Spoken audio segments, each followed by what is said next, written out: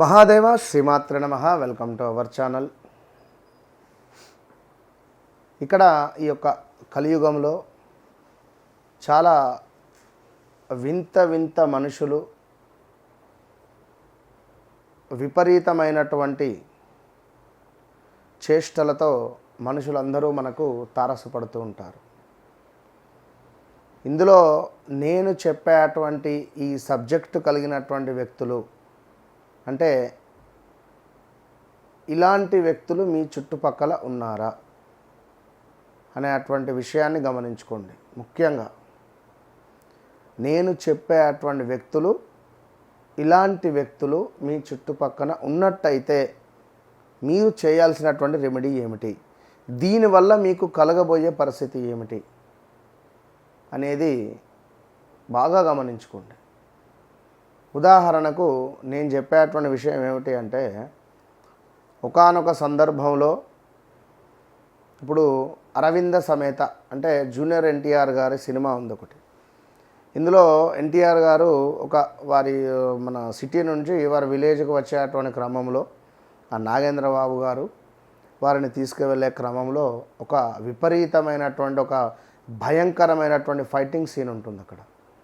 అంటే ఇదేమిటి అంటే, ఒక వ్యక్తి మనపై పగను పెంచుకున్నటువంటి ఒక వ్యక్తి, మనపై అయిష్టాన్ని పెంచుకున్నటువంటి వ్యక్తి, నేను రెడీగా ఉన్నాను ఇక్కడ వెపన్ తోటి, నేను రెడీగా ఉన్నాను ఈ ప్రాంతంలో నా బలముతోటి, నా సైన్యంతో అని ఏ విధంగానైతే అక్కడ రెడీగా ఉండి వారు రాగానే యాక్సిడెంట్ కారుకు ఫైటింగ్ సీను అది ఎట్లా ఉంటుందో, నిజ జీవితంలో కూడా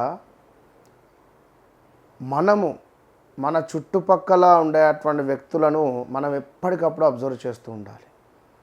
ఒకడు నిజంగానే వెపన్తో రెడీగా ఉంటే మనము ముందు జాగ్రత్తగా ఏమైనా చేసుకోవచ్చును.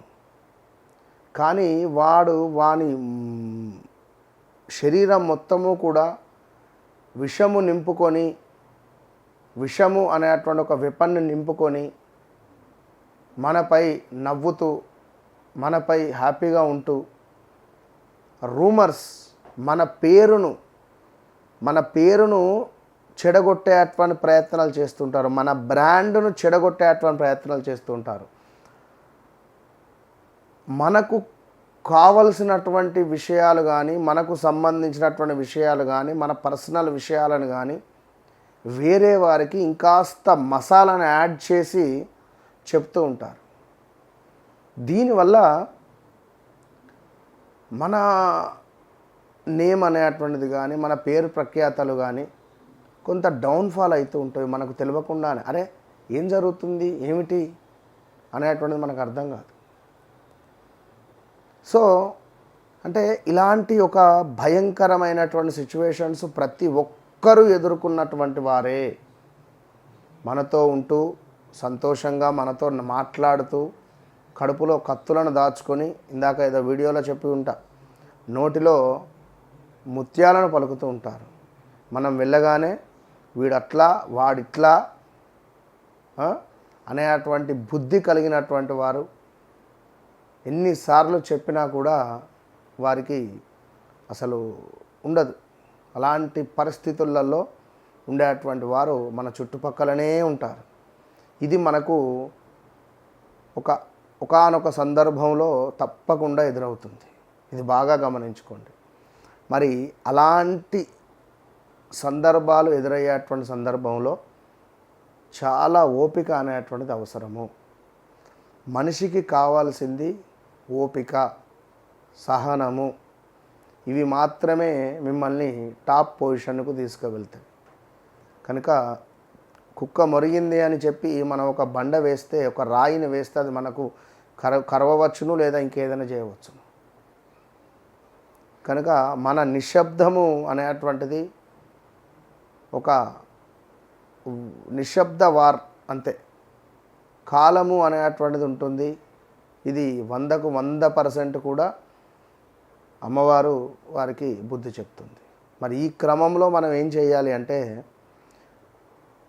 తప్పకుండా లక్ష్మీ నరసింహస్వామి యొక్క కరావలంబ స్తోత్రము, దుర్గా అమ్మవారి యొక్క అయ్యిగిరి నందిని ఇది సంబంధిత. అదేవిధంగా కుదిరితే ఇంకను శివతాండవ స్తోత్రము, శివ తాండవ స్తోత్రము, వీటిని వీటిని చదువుతూ మిరియాలను తీసుకొని ఎర్రగా కాల్చినటువంటి నిప్పుల పైన ఒక్కొక్క మిరియం వేస్తూ భైరవాయ నమః, భైరవాయ నమః, భైరవాయ నమః, ఓం భైరవాయ నమః, ఓం భైరవాయ నమః అని 108 మిరియాలను ఆ యొక్క నిప్పులపై వేసి నమస్కరించుకోండి. అంతే. దీనివల్ల నిజంగా విశేషమైనటువంటి ఫలితం మీకు లభిస్తుంది. కనుక ఆల్ ద బెస్ట్.